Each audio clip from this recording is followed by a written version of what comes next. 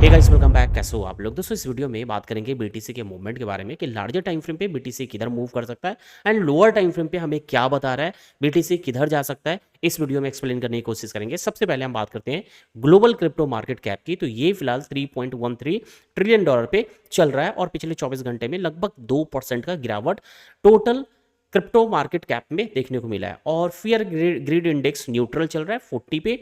And यहां आप देखोगे बीटीसी, तो पिछले 1 वीक में आप देखोगे बीटीसी सेम लेवल पे मूव कर रहा है।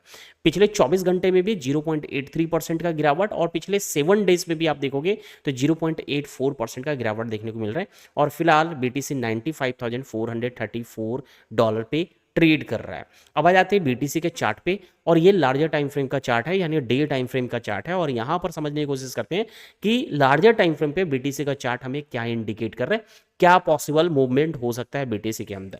देखो सबसे पहले आप देखोगे लंबे टाइम से आप देखोगे, यानी करीब करीब आप देखोगे इस यानी 5 फरवरी से यानी लगभग में 19 दिन हो चुके हैं।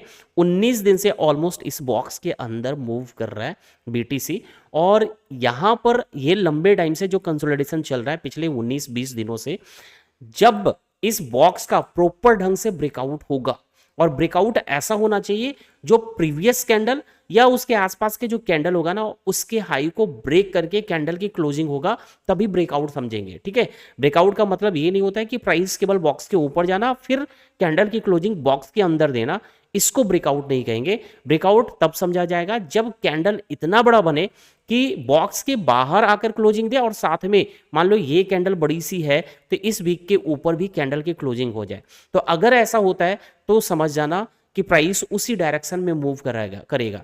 अगर नीचे आके कैंडल की क्लोजिंग दिया तो डाउन साइड जाने की पॉसिबिलिटी बनेगा, अगर ऊपर आकर कैंडल की क्लोजिंग देगा तो अप साइड की पॉसिबिलिटी बनेगा। और हो सकता है इस बार अप साइड की पॉसिबिलिटी बने तो सीधा न्यू हाई पे ही बीटीसी देखने को मिल सकता है। तो प्राइमरी कहां तक टारगेट होगा अगर ये बॉक्स के बाहर आ जाता है, तो आगे मैं बताने वाला हूं। तो सबसे पहले लार्जर टाइम फ्रेम पे आप समझ चुके हैं कि अगर बॉक्स के ऊपर जाकर कैंडल की क्लोजिंग होता है डे कैंडल, देन अप जाने की पॉसिबिलिटी बनेगा।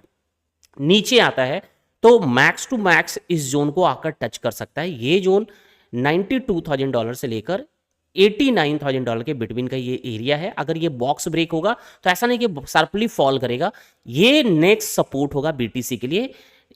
$92,000 से लेकर $89,000 का ये लेवल हो गया। अब चलते हैं लोअर टाइम फ्रेम यानी 1 आवर के टाइम फ्रेम पे बीटीसी के अंदर क्या हो सकता है, जिसको आप देखकर दोस्तों ट्रेड भी प्लान कर सकते हो और प्रॉफिट भी बना सकते हो। सबसे पहले आप देखोगे 1 आवर का टाइम फ्रेम पे है और यहां से शार्पली डंप किया था बीटीसी, और यहां से दोस्तों 50% तक ऑलमोस्ट जो है रिकवर करने के बाद वापस अभी इसी के आसपास आ चुका है। अब ध्यान से देखना, ये जो मैंने ट्रेंड लाइन बनाया है, अगर इस ट्रेंड लाइन का ब्रेकआउट करता है, ब्रेकआउट करने के लिए बीटीसी को $96,500 के ऊपर आना पड़ेगा।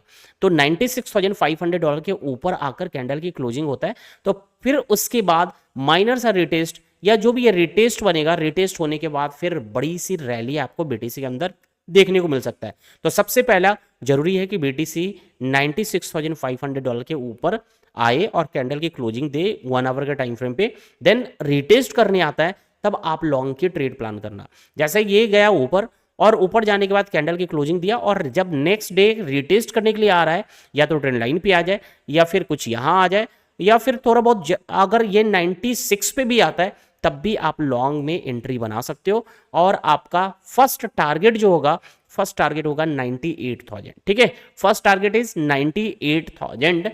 और लार्जर टाइम फ्रेम पे जो टारगेट होगा, यानी 4 आवर के टाइम फ्रेम पे अगर आप देखा जाए तो 4 आवर के टाइम फ्रेम के अकॉर्डिंग जो है वो आपका टारगेट होगा $104,000 के करीब।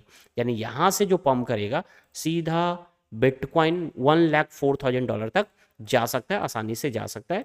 तो आप अगर फ्यूचर कर रहे हो तो सबसे पहला टारगेट आप रख सकते हो 98 से 99, और नेक्स्ट टारगेट आप रखोगे, फाइनल टारगेट रखोगे 104,000 या $5,000। तो इस तरीके से अगर ब्रेकआउट होता है तो लॉन्ग में आप एंट्री बना सकते हो। लेकिन एक चीज ध्यान रखना कि अगर आपने लॉन्ग में एंट्री बनाया, ठीक है, लॉन्ग में एंट्री बनाने के बाद और एंट्री बनने के बाद ट्रेड $98,000 पे आ जाता है, आप प्रॉफिट में चल रहे हो, तो कॉस्ट टू कॉस्ट एसएल लगा लेना, क्योंकि यहां से रिजेक्शन की भी पॉसिबिलिटी बन सकती है। तो फिर आप लॉस में ना आ जाओ, प्रॉफिट वाला ट्रेड लॉस में ना आ जाओ, कम से कम कॉस्ट टू कॉस्ट आप एसएल ट्रेल कर लेना, और उसके बाद होल्ड करना। ब्रेकआउट कर गया तो बहुत बड़ा प्रॉफिट फिर आपको बन सकता है। तो ये हो गया दोस्तों बीटीसी डे टाइम फ्रेम पे कुछ ऐसा मूव हो सकता है, 1 आवर के टाइम फ्रेम पे कुछ ऐसा मूवमेंट होने की पॉसिबिलिटी है। वीडियो पसंद आया है लाइक कर देंगे, चैनल को सब्सक्राइब नहीं किया है तो कर ले, और साथ में टेलीग्राम को जरूर ज्वाइन करके रखें क्योंकि बहुत सारा अपडेट जो है टेलीग्राम पे भी शेयर करते रहते हैं। तो टेलीग्राम को ज्वाइन करना बिल्कुल भी मत भूले, लिंक आपको डिस्क्रिप्शन बॉक्स में मिल जाएगा। चलो फिर मिलते हैं नेक्स्ट वीडियो में।